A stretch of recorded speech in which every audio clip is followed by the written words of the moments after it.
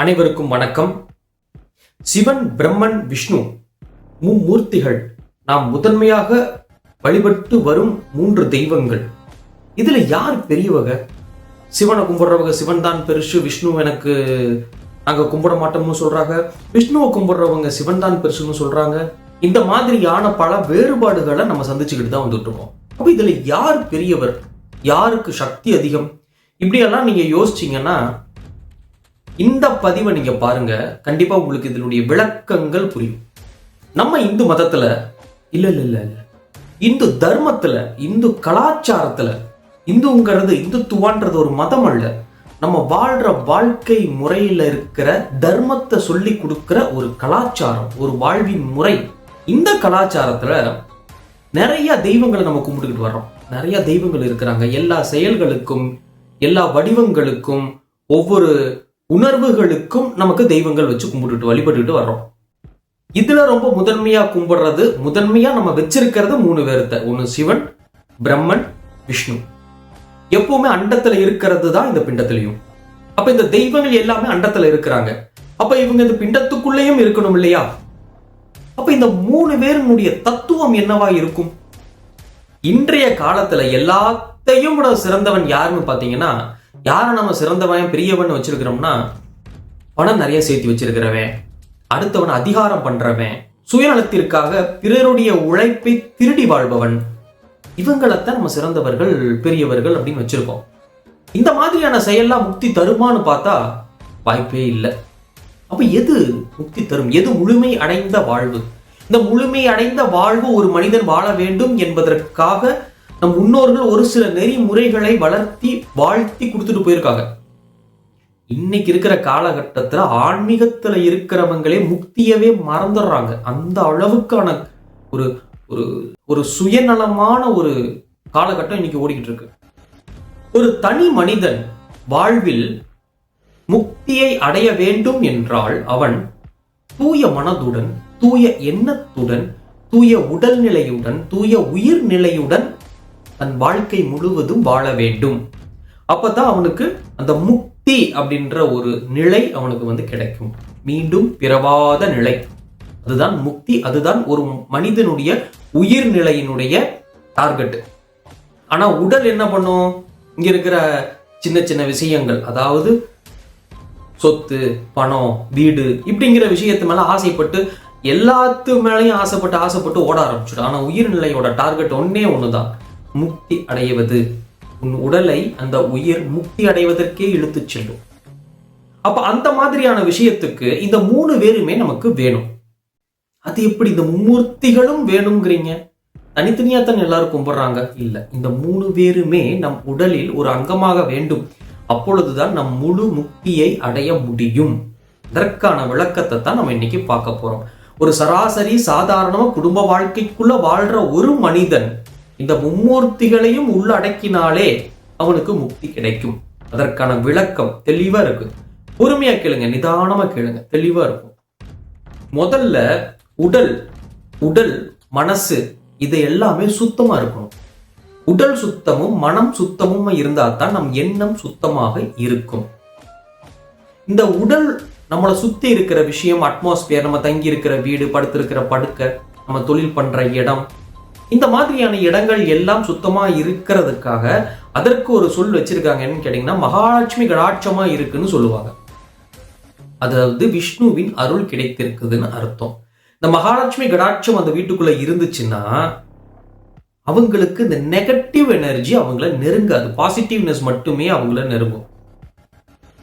அப்ப அந்த பாசிட்டிவ்னஸ் நெருங்கும் பொழுது, நல்ல சக்திகள் மட்டுமே அவர்களுடன் ஆட்கொள்ளும் பொழுது அவங்க உடல் சுத்தம், மனம் சுத்தம். அப்ப இது ரெண்டுமே சுத்தமாகும் போது எண்ணம் சுத்தி, இது ரெண்டும் சுத்தமானால்தான் நம் எண்ணம் சுத்தமாகும், நம் செயல் சுத்தமாகும். அப்ப இதை நம்ம சுத்தி வளர்த்துக்கணும்னா நம்மளுக்கு மகாலட்சுமி கடாட்சம் வேணும். அதற்காக உருவாக்கப்பட்டதுதான் பெருமாள் கோவில், மாயவன் கோவில். மகாலட்சுமினாலே நம்ம பணத்தை பத்தி மட்டும்தான் யோசிப்போம். பணம் இருந்தா எதை வேணாலும் செய்யலாம், எதை வேணாலும் வாங்கலாம். அப்ப என்ன முக்தி அப்படின்ற எண்ணம் தான் இன்னைக்கெல்லாம் நிறைய இருக்கு. பணம் இருந்தா ஆசை இல்ல பேராசை. நம்ம பேராசைப்படுற விஷயத்த ஆணவத்தோட போய் அதை வாங்குறதுக்கு பேர் தான் பணம். அதைத்தான் நம்மளாம் மகாலட்சுமின்னு நினைச்சிட்டு இருக்கோம். இல்ல, மகாலட்சுமின்றது செல்வம். செல்வம்னா என்ன? நீங்க வாழ்ற வாழ்க்கைக்கு உறுதுணையா இருப்பது எதுவோ அதுவே செல்வம். அதனாலதான் அந்த காலத்துல 16 பெற்று பெருவாழ்வு வாழ்கன்னு சொல்லுவாங்க. 16 செல்வங்கள் இருந்தால் அவன் பெரிய வாழ்வு வாழ்கின்றான் அப்படிங்கிறத அர்த்தம். அன்பு, தெய்வீகம், அமைதி, மகிழ்ச்சி இதெல்லாம் நிறைஞ்சு இருக்கிறது தான் உண்மையான செல்வம். இது இருக்கிறவங்க கிட்டத்தான் உண்மையான மகாலட்சுமி கடாட்சம் இருக்குதுன்றது பொருள். அதனாலதான் பெருமாள் கோவிலெல்லாம் பாத்தீங்கன்னா நம்ம உடல் சுத்தம் பண்ணிக்கிறதுக்காக மாதிரியான செயல்பாடுகள் அங்க நடந்துகிட்டு இருக்கும். அதாவது துளசி தண்ணி, துளசியினுடைய வாசம், வெண்ணெய் அதிகமா புழங்கியிருப்பாங்க, நெய் அதிகமா புழங்கியிருப்பாங்க. இந்த பெருமாள் கோயிலவே பாத்தீங்கன்னா நம்மளுடைய உடல்நிலையை, மனநிலையை சுத்தப்படுத்துறதுக்கான சூழ்நிலைகள் அங்க அதிகமா இருக்கும். இந்த தலையில கிரீடமாட்டம் ஒண்ணு வைப்பாங்க. அந்த தலையில அந்த கிரீடமாட்டம் வைக்கும் பொழுதே நம்மளுடைய எனர்ஜி லெவல் எல்லாமே ஒரு சீரான ஒரு சூழ்நிலைக்கு அது கொண்டு வந்து விட்டுரும். அப்ப இதற்காக உருவாக்கப்பட்டதுதான், இதற்காக அமைந்ததுதான் பெருமாள் கோவில். முதல்ல இப்போ உடல் சுத்தம் பண்றோம், மனம் சுத்தம் பண்றோம். இதுக்காக பெருமாள் கோவிலுக்கு போறோம் நம்ம. அடுத்து ரெண்டாவதா பிரம்மன். பிரம்மம் நமக்கெல்லாம் தெரிஞ்சது. பிரம்மன் என் தலையெழுத்தை எழுதுறாரு. பிரம்மன் எப்படி நம்ம தலையெழுத்து எழுதுறாரு?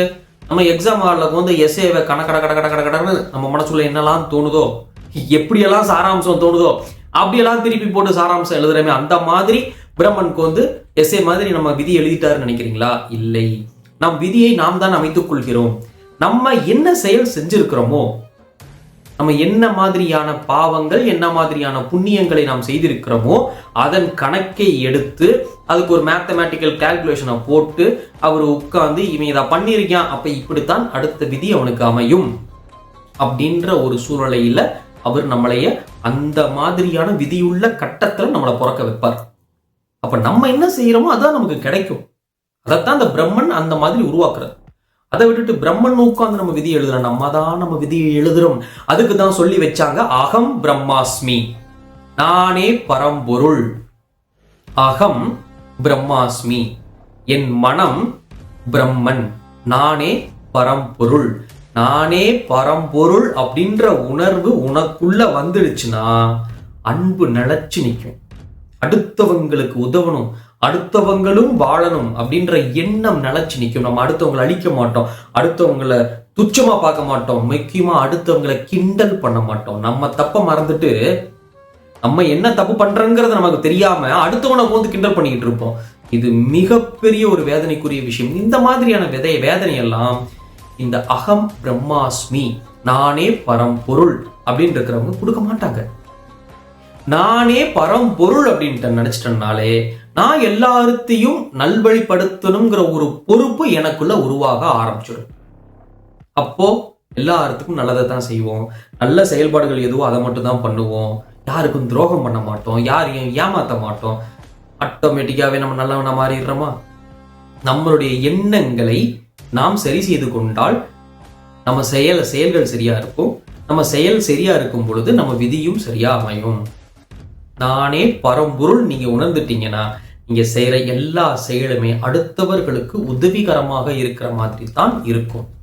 இந்த விஷயத்துல நானே பரம்பொருள்னு ஒருத்தர் உணர்ந்துட்டானா அவனுக்கு ஆணவம் அதிகமாயிருது. நான் தானப்ப பரம்பொருள், அந்த ஆணவம் அதிகமாகுது. அந்த ஆணவம், நான் நினைச்சா என்ன வேணாலும் பண்ணலாம், நான் ஒரு பரம்பொருள் அப்படின்ற எண்ணத்துக்கு அவன் போயிட்டான்னா ஆணவம், அகந்தை அதிகமாயிருது. அந்த நேரத்துலதான் நம்ம சிவபெருமான் என்ட்ரி. சிவபெருமான் உன் ஆணவத்தை அடக்குவேன் அப்படின்னு சிவபெருமான் ஒருவர். எப்படி இது நடக்குது? அதாவது இந்த ஒரு கதையை நீங்க கேள்விப்பட்டிருப்பீங்க. பிரம்மனுக்கு 4 தலை அல்ல 5 தலை இருந்ததாகவும் அவருக்கு ஆணவம் அதிகமானதுனால சிவபெருமான் 5வது தலையை கொய்து விட்டார், வெட்டி எடுத்துட்டாரு அப்படின்ற ஒரு கதையை நம்ம கேள்விப்பட்டிருப்போம். அப்ப அந்த பிரம்மன் தன்னை உணர்ந்தும் தான் தான் எல்லாத்தையும் அறிந்தவன் என்ற ஒரு எண்ணத்திற்கு போகும் பொழுது, ஆணவம் கூடும் பொழுது சிவபெருமான் ஆட்கொண்டு அந்த ஆணவத்தை அழித்து ஒழிக்கிறார். அடுத்து நம்ம சிவபெருமானுடைய அருள் இருக்கும் பொழுது அந்த ஆணவத்தொட்டு நம்ம வெளியில வர முடியும். அதுதான் அந்த 5வது தலையை, ஆணவத்தை அவர் அகற்றினார் அப்படின்றது ஒரு கதை, ஒரு வரலாறை நம்ம கேட்டிருப்போம். ஏன்னா 3வது நிலை நமக்கு சிவபெருமான், சிவனை நோக்கின பயணம். எப்போ நம்ம முதல் நிலையை கடந்து இரண்டாம் நிலையை கடந்து உடலை சுத்தம் செய்து நம்மளை சுத்தி இருக்கிற எல்லாத்தையும் ஒரு நல்ல சூழ்நிலையில வச்சிருந்து மனசை சுத்தம் செய்து அகம் பிரம்மாஸ்மி நானே பரம்பொருள் நீ உணரும் பொழுது தன்னை உணரும் சக்தி படைத்தவனாகி விடுகிறாய். உன்னைய நீயே உணர ஆரம்பிச்சிடுற.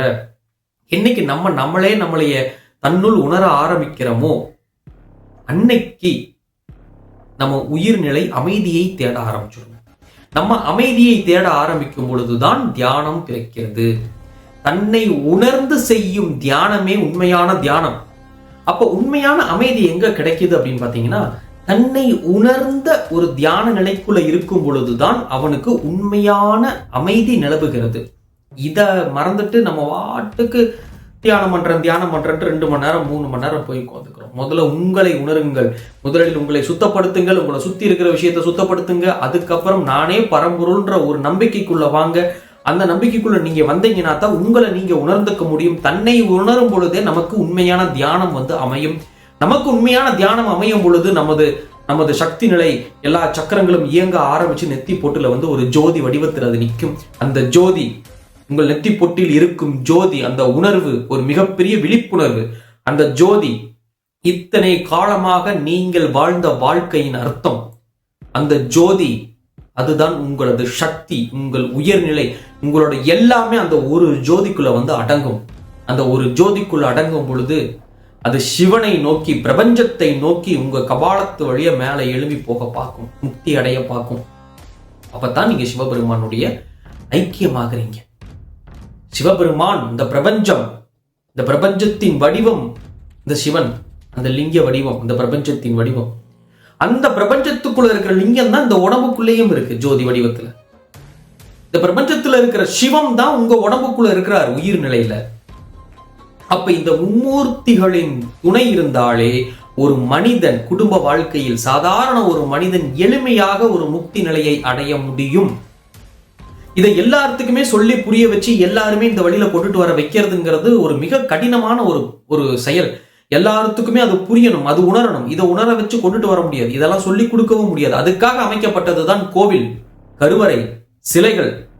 இந்த கோவிலுக்குள்ள நீங்க போகும் பொழுது தானாவே உங்க உடல் வேலை செய்ய ஆரம்பிச்சிடும். பெருமாள் கோவிலுக்குள்ள போனீங்கன்னா தானா உங்க உடம்பு சுத்தமாக ஆரம்பிச்சிடும். பிரம்மனுடைய கோயிலுக்கு போனீங்கன்னா விதியை மாத்தி கூட ஐயாண்டு பிரம்மன்ட்ட போய் உழுகுறோம். பிரம்மன் கோவிலுக்குள்ள போகும் பொழுது நீங்கள் நானே பரம்பொருள் அப்படின்ற உணர்வை உங்களுக்குள் உருவாக்க ஆரம்பிச்சிடும். சிவன் கோவிலுக்குள்ள போகும்போது உங்களை அறியாமையா தானா தியானம் வர ஆரம்பிச்சிடும். ஆனா நீங்க என்ன பண்ணாலும் உங்களை உணர்ந்து செய்யும் பொழுதுதான் அதற்கான முழுமையான பலனை நீங்கள் அடைய முடியும். அப்ப மும்மூர்த்திகளும் இருந்தால்தான் நீ முழுமையான முக்திக்கு சென்றடைய முடியும். இதே மாதிரியே ஆன்மீக சிந்தனைகளையும் ஆன்மீக செய்திகளையும் ஒவ்வொரு சூழ்நிலைகளையும் ஏன் அமைத்தார்கள் என்பதற்கான விளக்கங்களையும் தெரிந்து கொள்ள வேண்டும்னா இந்த சேனலை சப்ஸ்கிரைப் பண்ணிக்கோங்க, லைக் பண்ணுங்க. கண்டிப்பா நான் சொன்னதுல இருக்கிற விஷயத்துல உங்களுக்கு புரிஞ்ச விஷயத்தை நீங்க கண்டிப்பா கமெண்ட் பண்ணுங்க. பெல் பட்டனை கிளிக் பண்ணிக்கோங்க. அடுத்து நான் வர்ற வீடியோஸை கண்டினியூஸா பாருங்க. நன்றி.